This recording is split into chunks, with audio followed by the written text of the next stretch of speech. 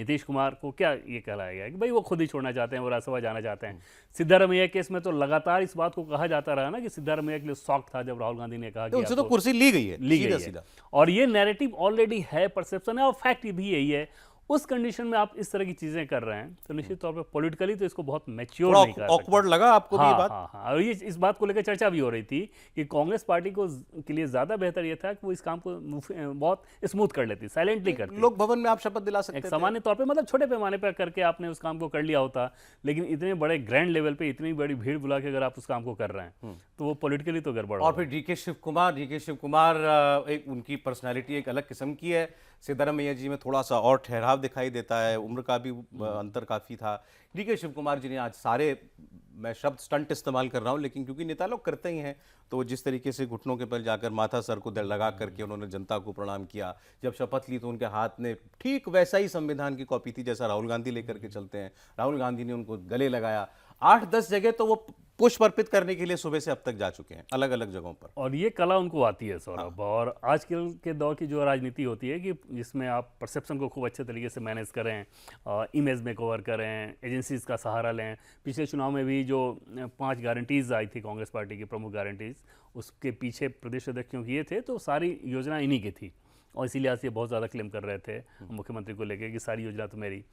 पैसे के मामले में पूछना ही नहीं है, भले मतलब रिकॉर्ड पे ना जाए। हाँ, लेकिन उसमें भी आप सिर्फ रिकॉर्ड पे ना जाएं। बाकी कर्नाटक में लोगों से अगर आप बात करें तो फिर उसमें आपको अलग अलग कहानियां बताई जाती हैं कि किस नाम की कौन सी कंपनी है, तमाम तरह की बातें कही जाती हैं। एनीवे वो तो अलग चीज़ है। पॉकेट, बिग पॉकेट हैं ही, तो ये सारी चीज़ तो वो जानेंगे। दिक्कत क्या होगी इनकी कि क्या, जैसा कि हम लोगों ने बात की कि सिद्धारमैया जिस प्रकार के कास्ट कॉम्बिनेशन को ग्राउंड पे साध लेते थे, क्या डीके शिव कुमार उसको साधने में सफल होंगे? ठीक है।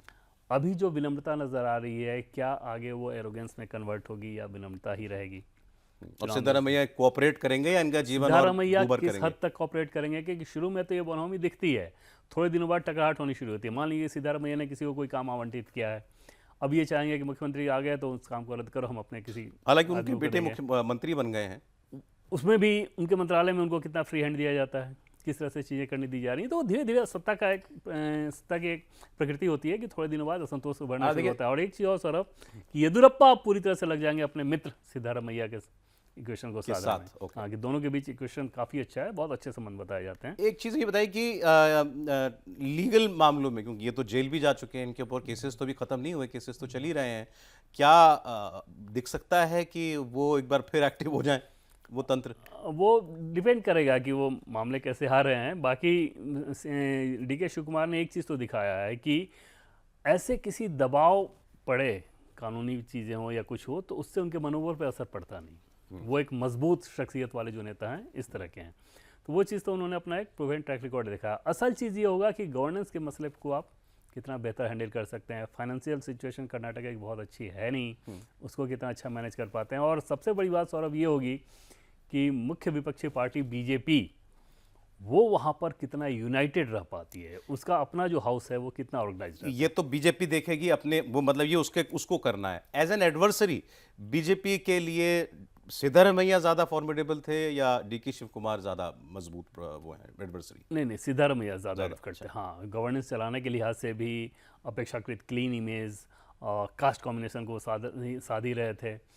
डीके शिव कुमार ज़्यादा बेहतर विकल्प हैं हराने के लिहाज से, बीजेपी को अगर हराना है। लेकिन बीजेपी का अपना जो हाउस है सौरभ, वो ऑर्डर में लाना अभी तक उसमें ऑर्डर नहीं है। वो वहाँ पर भी गुटबाजी बहुत ज़्यादा है, कांग्रेस की गुटबाजी, क्योंकि कांग्रेस सत्ता में इसलिए ज़्यादा रिपोर्ट हो रही थी। बीजेपी में भी कर्नाटका में बहुत ही ज़्यादा। वहाँ बीजेपी का अभी सबसे बड़ा नेता कौन है? येदुरप्पा जी हैं, लेकिन येदुरप्पा जी अब उस रूप में एक्टिव पॉलिटिक्स में नहीं है। सो इस वक्त अगर किसी को प्रोजेक्ट करना हो, क्योंकि 2 साल का ही समय रह गया, ऑलरेडी वहाँ प्रदेश अध्यक्ष हैं विजेंद्र, जो कि येदुरप्पा के बेटे हैं, बेटे, और उनके सत्ता को चैलेंज किया जाता है। अच्छा, तो अब वहाँ पर स्थिति ये रहती है कि वहाँ जो नेता प्रतिपक्ष हैं और जो प्रदेश अध्यक्ष हैं बीजेपी के, उन दोनों में आपस में बहुत इक्वेशन कॉर्डियल नहीं होते, गुटबाजी बहुत ज़्यादा रहती है। बीजेपी के संगठन महामंत्री हैं यहाँ पर राष्ट्रीय स्तर पर BL संतोष, कहा यह जाता है कि इनका से वहाँ पर रहता है, येदुरप्पा की इनसे बहुत बनती नहीं, ये सारी चीज़ें होती है। लेकिन बीजेपी के राष्ट्रीय अध्यक्ष नितिन नवीन का वहाँ जाना, फिर येदुरप्पा जी के घर जाना, ये सारी चीज़ें एकदम से कम टॉप लेवल से मुहर लगा दिया गया है कि अगला इलेक्शन येदुरप्पा और विजेंद्र मतलब यही पिता पुत्र जो हैं उनके हिसाब से यही होगा। लीड करेंगे। हाँ, उनके हिसाब से होगा। और ये क्लैरिटी अगर बीजेपी ने रख ली तो अगले इलेक्शन में उसको दिक्कत नहीं होगी। अगर ये क्लैरिटी नहीं रही और अलग अलग केंद्र रहे सत्ता में दखल देने के, तो फिर दिक्कत होगी। बीजेपी आमतौर पे जैसा फंक्शन सौरभ करती है ना अभी के दौर में, खासतौर 2014 के बाद, कर्नाटका उसमें एक तरह से एक्सेप्शन नजर आता है। ऐसा किसी और जगह स्टेट में नहीं ऐसा दिखाई किसी और जाता जगह कि पे भाई नहीं इतने होता है। पैरेलल हाँ, ये चैलेंजर्स कर्नाटका में ये ज़्यादा आया और उसके पीछे सबसे बड़ी वजह ये बताई जाती है क्योंकि जैसे बीजेपी का राष्ट्रीय संगठन महामंत्री का पद बहुत बड़ा पद होता है, बहुत ताकतवर पद होता है। वो संघ के प्रचारक होते हैं जो कि बीजेपी में डेपुटेशन पे आते हैं, तो वो कर्नाटका से ही आते हैं। BL संतोष। हाँ, येदियुरप्पा एक अपनी मजबूत शख्सियत, उनका अपना एक असर रहता है। तो वो क्या खुद भी इस रेस में आना चाहते हैं क्या? नहीं, वो तो बेटे के लिए ही, लेकिन नहीं नहीं, मैं BL संतोष जी का पूछ रहा हूँ। नहीं, खुद आना नहीं चाहते, लेकिन उसी स्टेट से यहाँ उनका इन्वॉल्वमेंट बहुत ज़्यादा रहता है, दखल रहता है फैसलों में, बहुत लाइकिंग डिसलाइकिंग ये सारी चीज़ें जो पॉलिटिक्स में होती हैं, वहाँ उनका इन्वॉल्वमेंट रहता है बहुत ज़्यादा, ऐसा बताया जाता है।